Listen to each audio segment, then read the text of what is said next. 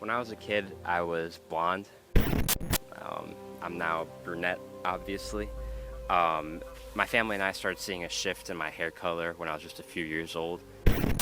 So if you were to ask me then why I thought this happened to me, I would simply say, it's a genetic occurrence that happens to a lot of kids. But, as I've grown older and experienced life more thoroughly, I've recognized that this occurrence is simply a symbol of the nature of growing up. Time will come out. Eventually, I'll enter. You see, when I was younger, I was a very jubilant, happy kid with hobbies, friends, interests, and passion. As I entered middle school and went through adolescence, I started to recognize that happiness kind of turned into a forced happiness where I tried to become somebody that I wasn't in order to fit in and be like everybody else. And I went into high school, and the same thing happened, except it just kept getting worse. I forced myself into being somebody that I wasn't.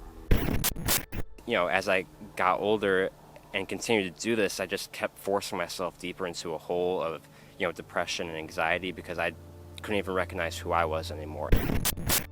That November of junior year, I went to church for the first time in probably over a year. And, I listen to the gospel, I get the body of Christ, and then I come back and I kneel. And as soon as I start praying, I just cried. I had no other option. And so as I sat there and cried, I called out to God and I asked, why do I continue to fail? I failed to uphold these standards of myself that others have for me.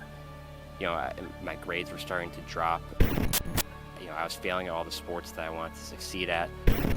My friendships had suddenly gone to crap, and all of my romantic relationships disintegrated in my palms.